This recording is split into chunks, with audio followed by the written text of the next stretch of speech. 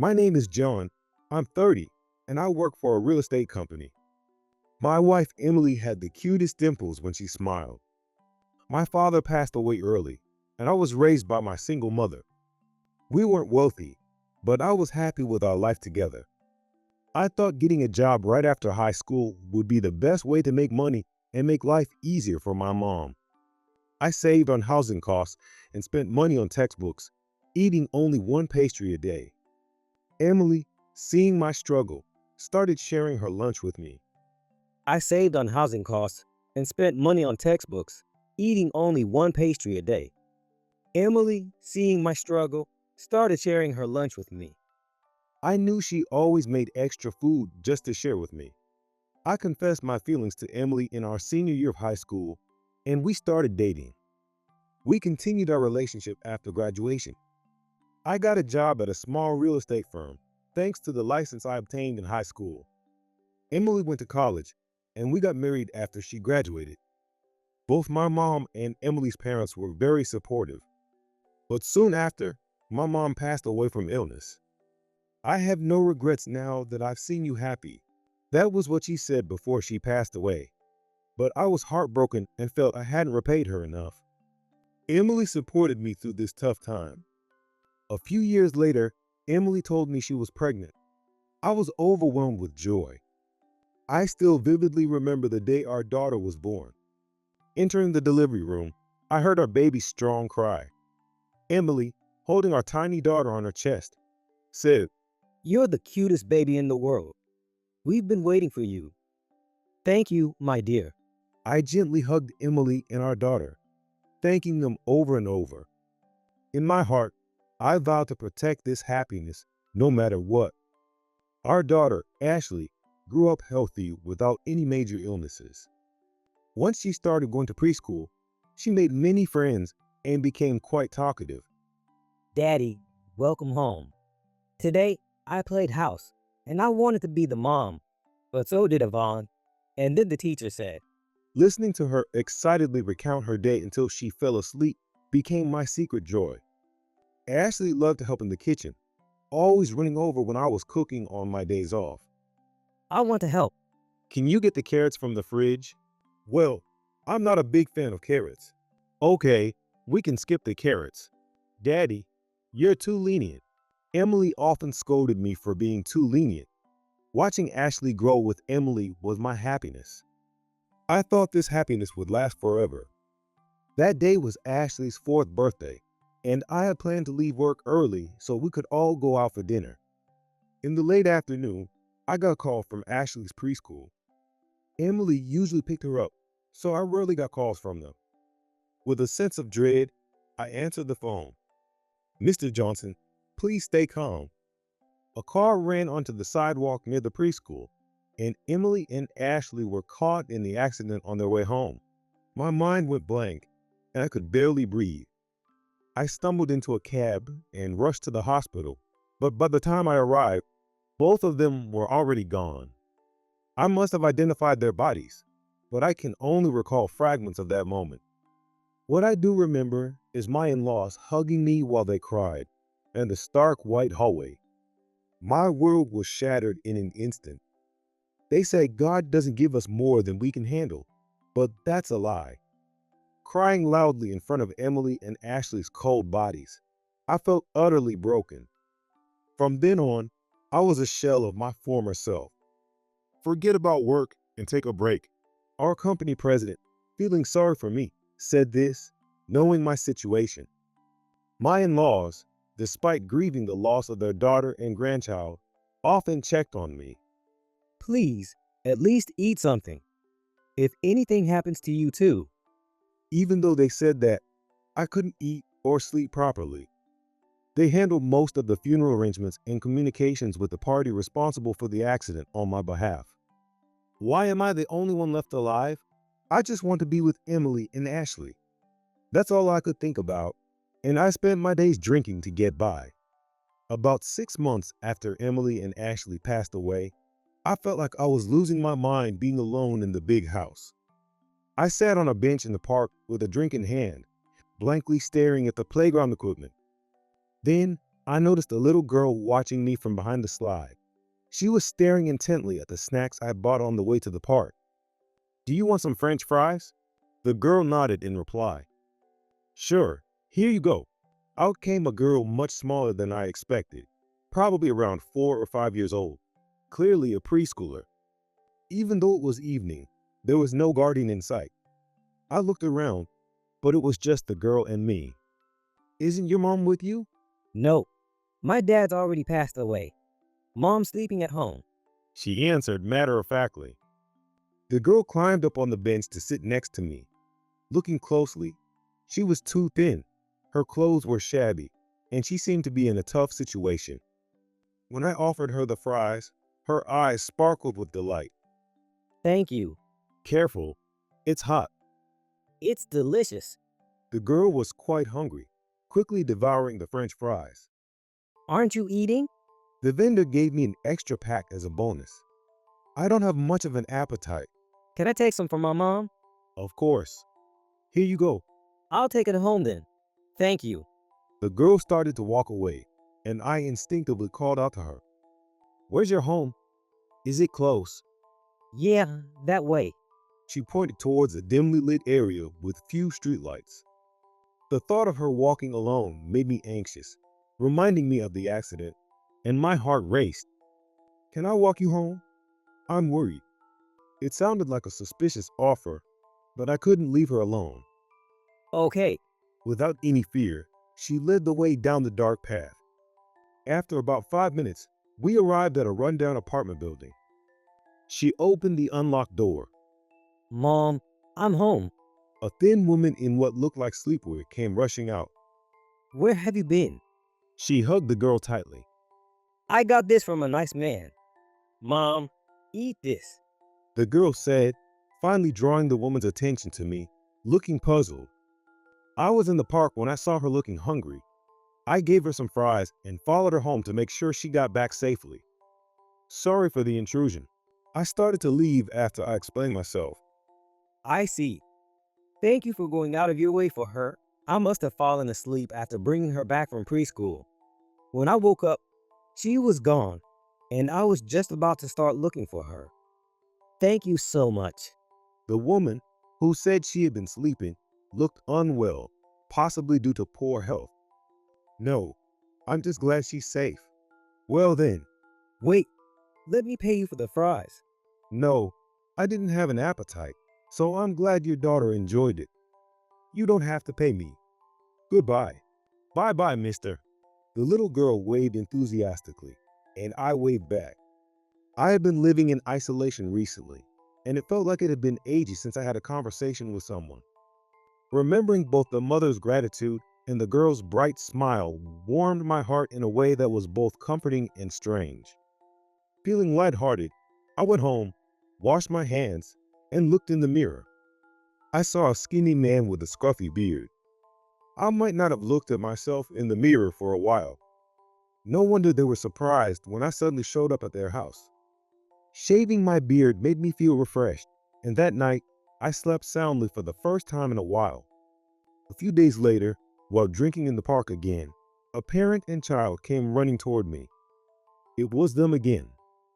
Thank you so much for the other day. My daughter thought she might see you if we come here. Hey, mister, you shaved your beard. Good observation. I was surprised by the girl's keen observation in addition to their sudden appearance. I'm sorry to bother you. I wanted to thank you properly, so I brought this. The mother handed me a plastic container. I work part-time at a deli and sometimes get leftovers. It's not much, but please have this for dinner. Inside the container were various side dishes. I can't accept this, but I have no other way to thank you. Really, you don't need to thank me. I followed her out of concern. We were at a standstill, neither willing to budge. Why don't we eat together? The girl suggested innocently with a big smile. How about joining me for dinner at my place? Influenced by her innocence, I found myself extending the invitation. But I don't want to trouble your family. It's no trouble. I live alone. I tried to sound casual, but the mother might have sensed something from my expression. After a moment's hesitation, she nodded. Then we'll take you up on your offer. The girl jumped with joy, and I led them to my house. The house seemed frozen in time since the accident. I hadn't been able to put away Emily's and Ashley's things. I quickly tidied up and invited them into the dining area. Make yourselves at home. Can I help with anything? No, it's fine. I'll just get things ready quickly. She seemed a bit embarrassed, while her daughter curiously looked around the house. I prepared a simple but decent meal and simply arranged the side dishes. Bon appetit. Thank you for having us. Everything looks yummy. I hadn't had a proper meal in a while and was unsure if I'd have an appetite, but watching them enjoy the food made me hungry. Seeing the little girl eagerly eating, even spilling a little, made me smile. You have toys. Yeah, feel free to play with any of them. After the meal, she found my daughter's toy corner in the living room. Thank you so much for today. She doesn't have a father, so I think she is really happy to have dinner with someone other than me.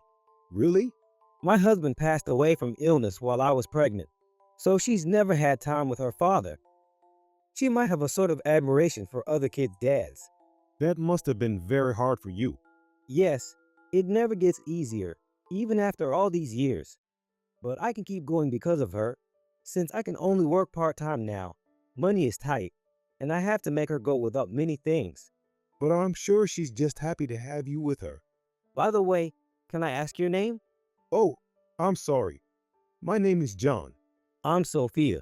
Sophia, did your family? Actually, I lost them in an accident 6 months ago. At that moment, Sophia gasped and covered her mouth. I'm so sorry for intruding during such a difficult time. No, it's fine. It's been a while since I've talked to someone like this, and it's nice. Your daughter is a really good girl. Ah, yes, Emma's like that. She can be a bit too energetic sometimes, though. Talking with Sophia made me laugh for the first time in a long while. Just then, Emma pointed to a dress hanging on the wall. What a beautiful dress. It was my daughter's favorite, and we had hung it on the wall because she wanted it there. Would you like to try it on? No, that's a precious item. Sophia quickly tried to stop her, but I thought it would suit Emma perfectly. It's okay. I haven't been able to put it away myself. If she likes it, she can have it. Emma started to get changed excitedly. The dress fit her perfectly. Seeing her in the dress, my chest tightened, and tears began to fall without me realizing it. Mister, are you okay? Emma came over, worried, and patted my head. I'm okay. Thank you. The dress looks great on you. I looked down to hide my tears from Emma. Of course, the pain hadn't healed. Sometimes, remembering Emily and Ashley felt so suffocating that I could hardly breathe. But I didn't regret giving the dress to Emma. Seeing her happy and smiling made it feel right. Sophia, if it's okay, could you let me introduce you to my wife and daughter? I led them to the living room, and Sophia looked at the photos. They were beautiful. She politely and solemnly stood in front of the photos. Emma didn't quite understand, but followed suit. Please say thank you to them, Emma. They have given you this dress. Thank you. Emma said that with a big smile. As I saw them off at the door, Emma clung to my leg with a sad face. Mister, can I come again? Of course, but don't go out alone anymore, okay? Okay. Satisfied with my permission, Emma happily left. The house felt spacious again, but the silence wasn't as intimidating as before. Alma started visiting often. Sophia always looked apologetic, likely because Emma insisted on coming. Sophia brought leftovers from her job, and we often had dinner together. Sophia never questioned why I was always home, and for that, I was grateful. Spending time with Sophia and Emma was genuinely enjoyable. However, somewhere in my heart, I felt guilty, as if I were betraying Emily and our daughter. I think I was subconsciously holding back from getting too close to them. On the anniversary of Emily and my daughter's passing, I visited their grave with my in-laws. John, you look a bit better. Remember, you can always rely on us. My in-laws said, as kind as ever. I prayed at the grave, telling Emily and my daughter about recent events. I miss you both so much. I love you. I repeated these words many times. That night, I had a strange dream. In a white, foggy space, Emily and our daughter stood looking at me. Daddy, you've lost so much weight. You need to eat properly. We're having fun here, playing together. They were chatting and laughing. You've always been someone who couldn't ignore people in need, right? Be yourself. Your life still goes on. I love you, Daddy. When I woke up, I was crying. They were warm tears that made me feel whole again. The next day, Sophia and Emma visited my house. Then Emma said something strange. Yesterday, I met a kind lady and a girl in my dream. She pointed to the photos in the living room. The lady said, "Did you come to visit? Be friends with the nice man." It's strange because we're already friends. The girl apparently wore the same dress as Emma, looking very cute. She's been talking about it since she woke up this morning, Sophia said. I see. Thank you, Emma, for being friends with me. I hugged Emma. It was a strange story, but I couldn't believe it was a lie. I felt Emily and my daughter had visited Emma out of concern for me.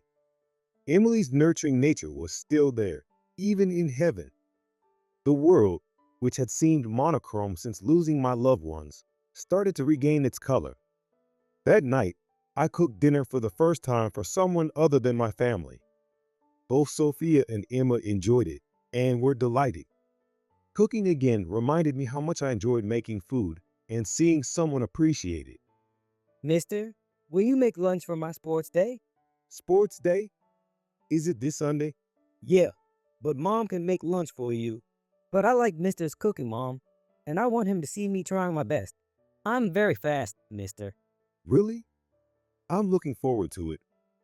Thank you for wanting to come, John. Without a father, such events felt heavy for Sophia, but she said it was fun having me there. Her smile made my heart skip a beat.